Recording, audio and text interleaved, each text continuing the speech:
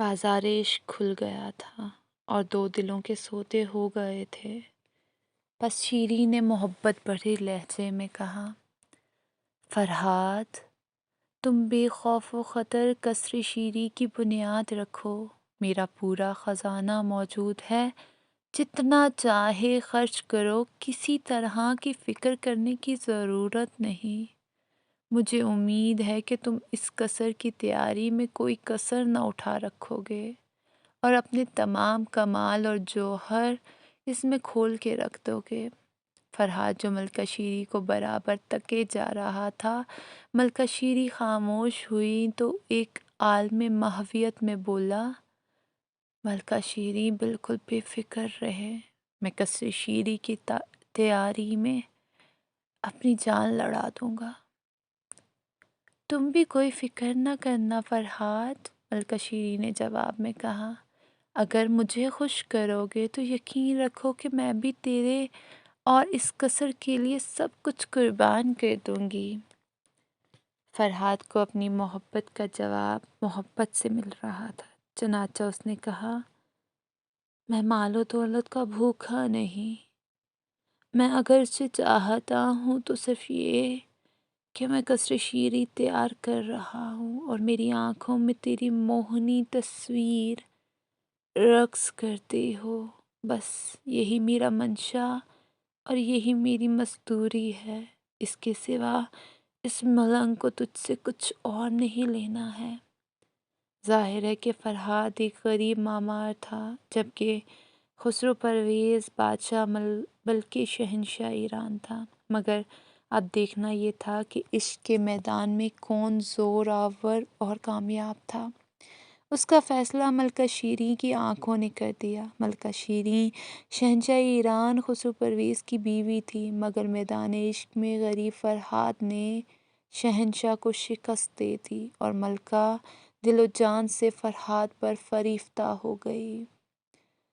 اب ایک طرف قصر شیری تیار ہو رہا تھا، فرحاد اس کی تیاری میں دل و جان سے لگا ہوا تھا۔ جس کام میں دل و جان سے محنت کی جائے، ظاہر ہے وہ کام حسب مرضی پورا ہوتا ہے۔ آخر ملکہ شیریں نے جس قصر شیری کا خواب دیکھا، اسے معمار، بخار اور دوست کار فرحاد نے حقیقت کا جامہ پہنا دیا تھا۔ وہ اس کے در و بام، طاق اور مینارے، ایک ایک دریچہ اور طاق دروازہ دیکھنے سے تعلق رکھتا تھا۔ شیریں نے دور دور سے معمار، نجار اور کاریگر بلوائے اور انہیں اپنا قصر شیری دکھایا۔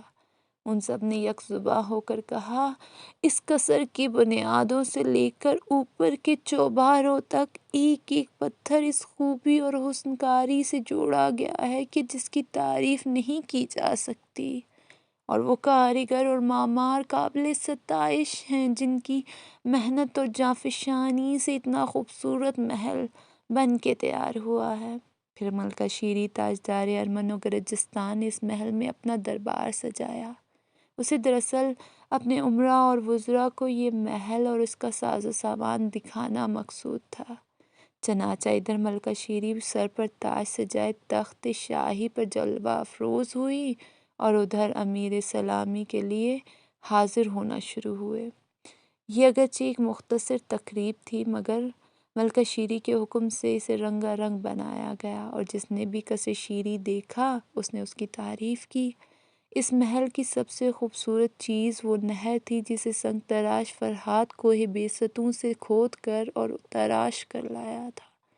کسی کو یقین ہی نہ آتا تھا کہ کوئی شخص بیستوں کو تراش کر یہاں تک نہر پہنچا سکتا ہے، مگر فرحاد نے اپنی اہلیت اور شیریں سے کمال محبت بلکہ عشق کی خاطر یہ ناممکن کارنامہ بھی انجام دے دیا تھا۔ ملکہ شیریں نے اس جشن کے موقع پر صدقے اور خیرات کے لیے خزانے کا منہ کھول دیا۔ غریب غربا میں اس قدر خیرات تقسیم کی گئی کہ وہ چند دن کے لیے امیر بن گئے۔ یہاں تک کہ امیروں نے بھی ملکہ شیریں سے جو چیز مانگی وہ انہیں عطا کی گئی۔ صدقے اور خیرات کی بارش کے بعد ملکہ شیریں نے قصر شیری کے معمار اور سنگ تراش فرحاد کو اپنے سامنے طلب کیا۔ فرحات دربار میں حاضر ہوا۔ دونوں نے ایک دوسرے کو دیکھا اور دونوں کے دل دھڑکنے لگے۔ جب دل کی دھڑکنوں میں کچھ سکون پیدا ہوا تو شیریں نے مترنم اور جذبات سے پر آواز میں فرحات سے کہا، اے قصر شیری کے خالق، مانگ کیا مانگتا ہے؟ میرے خزانے تیرے لیے کھلے ہوئے ہیں۔ فرحات منہ سے تو کچھ نہ بولا مگر محبت بھری نظروں سے ملکہ شیری کو ٹکر ٹکر دیکھتا رہا۔ شیریں نے اسے گمسم دیکھا تو اس نے ایک انتہائی قیمتی سچے موتیوں کا ایک ہار نکالا، پھر خود تخت سے اتر کر فرحات کے پاس گئی اور وہ ہار اسے پکڑایا۔ فرحات نے چپ چاپ شیریں سے ہار لے لیا۔ پھر جب ملکہ واپس جا کر اپنے تخت شاہی پر بیٹھ گئی، اس وقت فرحات موتیوں کی لڑیوں والا ہار لے کر ملکہ شیریں کی طرف بڑھا۔ وہ تخت شاہی کے پاس پہنچا اور ہار کو ملکہ شیریں کے پیروں میں رکھتے ہوئے گویا ہوا، اے تاجدار ارمن، اے ملکہ شیریں، سچے موتیوں کا یہ ہار تجھی کو مبارک ہو کہ یہ تجھی کو زیب دیتا ہے۔ رہا مجھ حقیر و فقیر کا انعام تو وہ میرے لیے تیرا دیدار ہی کافی ہے، کیونکہ میرے لیے تو تیرا دیدار ہی حج کا درجہ رکھتا ہے۔ یہ کہتے وقت فرحات نے دربار میں موجود امیروں اور وزیروں کی کوئی پرواہ نہ کی، کیونکہ راہ عشق میں سفر کرنے والے موت سے نہیں ڈرا کرتے اور بے خطر آگے سے آگے ہی قدم بڑھاتے ہیں۔ فرحات کا یہی حال تھا۔ وہ شیریں کے عشق میں ایسا دیوانہ اور سودائی ہوا کہ اس نے دنیا سے لاپرواہ ہو کر شیریں کو اپنا وظیفہ بنا لیا۔ سرکار ہو یا دربار یا کوچہ و بازار، فرحات سودائی بنا، شیریں شیریں کے نعرے لگاتا پھرتا تھا۔ جب فرحات پر ایسی دیوانگی طاری ہوئی تو وہ اپنی رسوائی اور شیریں کی جگ ہنسائی سے بے پرواہ ہو گیا۔ لوگوں نے شیریں کو یہ حال بتایا اور اس سے درخواست کی کہ فرحات کے معاملے میں سختی کی جائے، ورنہ تاجدار ارمن گرجستان دنیا بھر میں رسوا اور بدنام ہو جائیں گی۔ اور شیریں کو اپنے عاشق ذات کے بارے میں یہ حکم دینا پڑا، فرحات کو گرفتار کر کے کسی دور دراز علاقے میں پہنچایا جائے۔ اگر وہ وہاں سے واپس آ جائے تو پتھر مار مار کر شہر سے بھگا دیا جائے۔ مگر عشق سودائی اور دیوانے کبھی نہ رکے سے روکتے ہیں اور نہ ڈرانے سے ڈرتے ہیں۔ ملکہ شیریں کے حکم کے مطابق فرحات کو شہر بدر کر دیا گیا، مگر وہ پھر واپس آ گیا۔ اس پر فرحات کو گرفتار کر کے ملک ارمن و گرجستان سے بہت دور لے جا کر چھوڑ دیا گیا، مگر فرحات کے دل و دماغ پر تو شیریں کی محبت اور عشق سوار تھا۔ اسے جہاں بھی چھوڑا جاتا تھا وہ وہاں سے پاپیادہ راستوں کی گرد پھانکتا برے حالوں پھر شیریں کے شہر میں واپس آ جاتا اور مارا جاتا۔ کئی بار اسے پابند سلاسل کیا گیا، مگر فرحات کے دل سے شیریں کی محبت نہ نکل سکی۔ پھر یہ محبت بڑھتے بڑھتے دیوانگی میں تبدیل ہو گئی اور فرحات کو دنیا و معافیہ کی خبر نہ رہی۔ اگر اسے کسی بات کی خبر اور فکر تھی تو وہ شیریں کا شہر اور شیریں کی یاد۔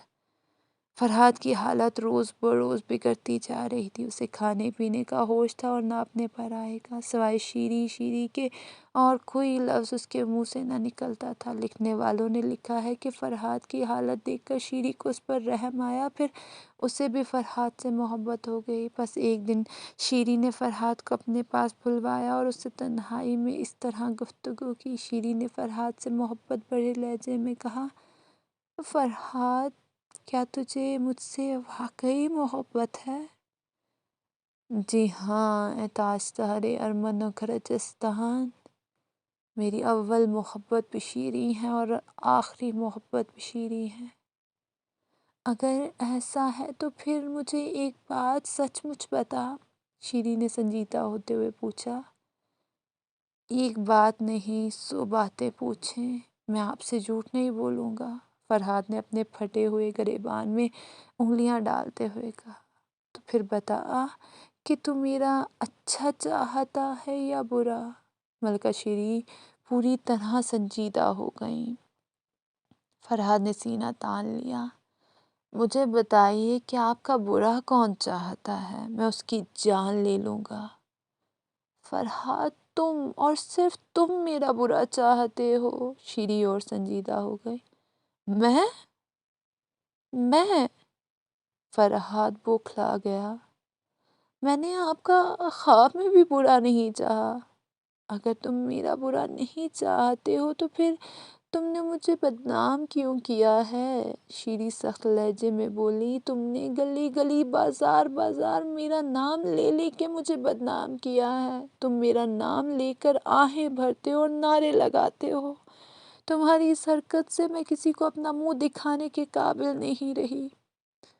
فرحاد کے پاس اس کا کوئی جواب نہ تھا۔ بولو، جواب دو۔ شیری کا لہجہ اور زیادہ تلخ ہو گیا۔ تم جانتے ہو کہ میں صرف ارمن اور گرجستان کی تاجدار ہی نہیں بلکہ ایران کی ملکہ بھی ہوں۔ شہنشاہ خسرو پرویز میرا شوہر ہے۔ اس سے خبر ہو گئی تو وہ مجھ پر لعنت بھیجے گا اور تجھے قتل کرا دے گا۔ فرحاد ایک دم دیوانہ سا ہو گیا اور چیخ کے بولا، میں قتل کر دیا جاؤں گا، اس کی مجھے کوئی پرواہ نہیں۔ ہوتی ہے تو ہو جائے خبر شہنشاہ ایران کو۔ میں اس کے سامنے بھی یہی کہوں گا کہ مجھے ارمن کی تاجدار ملکہ شیریں سے محبت ہے، عشق ہے، اور میں اس کے لیے اپنی گردن میں موت کا پھندا بھی ڈال سکتا ہوں۔ بس بس چپ ہو جاؤ فرحاد۔ ملکہ شیریں کو غصہ آ گیا۔ ایک طرف تم مجھ سے محبت کا دعویٰ کرتے ہو اور دوسری طرف ایک شادی شدہ ملکہ کو بدنام کرنے پر تلے ہوئے ہو۔ کیا یہی ہے تمہاری محبت؟ اگر تمہاری یہی حالت رہی تو میں تم سے بات کرنا بھی چھوڑ دوں گی۔ فرحاد نے ملکہ شیریں کو غصہ میں دیکھا تو ڈر گیا، سہم گیا۔ اس نے دبی آواز میں کہا، پھر میں کیا کروں؟ اور اس کے ساتھ ہی فرحاد کی آنکھوں میں آنسو آ گئے۔ رونے کی ضرورت نہیں فرحاد۔ ملکہ شیریں کو اس پر ترس آ گیا۔ اگر تمہیں مجھ سے محبت ہے تو یہ محبت اپنے دل میں رکھو۔ مجھے گلی گلی بدنام کرنے کی ضرورت نہیں۔ مگر فرحاد کی آگے کچھ نہ کہہ سکا۔ میں بتاتی ہوں کہ تم کیا کرو۔ ملکہ شیریں سنجیدہ ہو گئی۔ اگر تمہیں مجھ سے واقعی محبت ہے تو تم اس محبت کی خاطر یا میری خاطر یہاں سے فوراً چلے جاؤ اور کوئی بیستوں پر جا کر رہو۔ اور اگر تم وہاں چلے گئے اور تم نے مجھے بدنام کرنا چھوڑ دیا تو میں تمہیں یقین دلاتی ہوں کہ میں ہر ہفتے تم سے ملنے کے لیے کوئی بیستوں آیا کروں گی۔ مجھے منظور ہے، میں شیری کا حکم ضرور مانوں گا۔ فرحاد نے جلدی سے بولا، میں آج ہی چلا جاؤں گا۔ اب ملکہ کو مجھ سے کوئی شکایت نہیں ہوگی۔ یہ میرا حکم نہیں بلکہ میری درخواست ہے فرحاد۔ ملکہ شیریں نے وضاحت کی، اس میں ہم دونوں کا بھلا ہے۔ اس طرح نہ تمہیں کوئی دیوانہ کہے گا اور نہ میں بدنام ہوں گی۔ فرحاد اگرچہ دیوانہ اور سودائی ہو گیا تھا مگر اس نے ملکہ شیریں کی بات مان لی۔ وہ شہر چھوڑ کر فوراً کوئے بیستوں چلا گیا اور وہاں اس نے سکونت اختیار کر لی۔ سنگ تراش اور تیشہ بردار فرحاد نے ملکہ شیریں اور مشورہ کار مصور شاہپور کے سمجھانے بجھانے سے ریاست ارمن کے گلی کوچوں میں شیری شیری کے نعرے لگانا بند کر دیے اور کوئے بیستوں کے ایک غار میں اپنا ڈیرا جمایا۔ شاہپور کو ادھر سے فرصت ملی تو اس نے ملکہ شیریں سے مدائن واپس جانے کی اجازت مانگی۔ شیریں شاہپور جیسے مخلص مشیرکار کو چھوڑنا نہیں چاہتی تھی مگر شاہپور کے اصرار پر مجبور ہو گئی اور شاہپور کو مدائن جانے کی اجازت مل گئی۔ شاہپور ایک دن میں 2 منزلیں طے کرتا بہت جلد مدائن پہنچ گیا۔ وہ بہت تھکا ہوا تھا، اس لیے اس نے مدائن پہنچ کے 1-2 روز تھکن دور کرنے اور مکمل آرام کرنے کا فیصلہ کیا مگر وہ اپنے اس فیصلے میں کامیاب نہ ہو سکا۔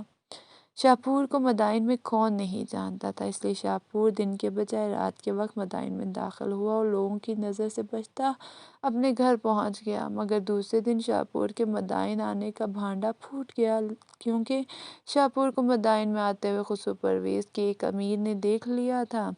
دوسرے دن دربار میں اس امیر نے شہنشاہ ایران خسرو پرویز کو مطلع کیا۔ आली जा, आपका मुशीर कार कल रात के अंधेरे में चोरों की तरह मदाइन में दाखिल हुआ है।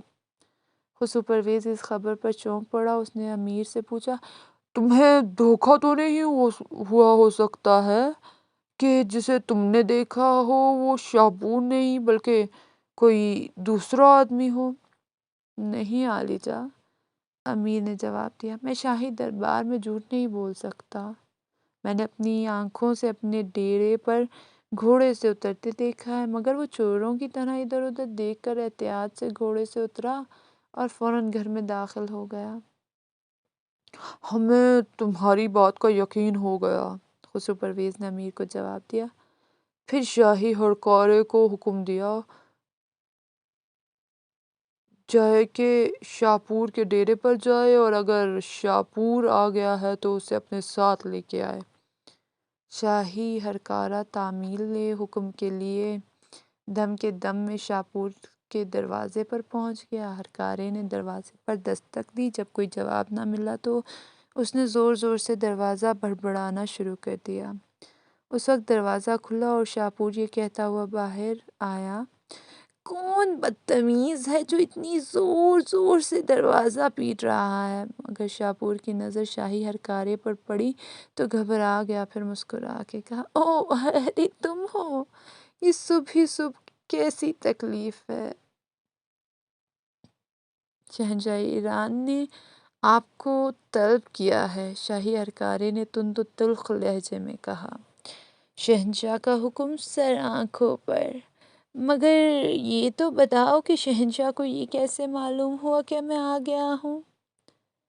एक अमीर ने बताया है शहंशाह को। फिर हरकारा तहक्कुमाना अंदाज में बोला, आपको फ़ौरन दरबार में तलब किया गया है।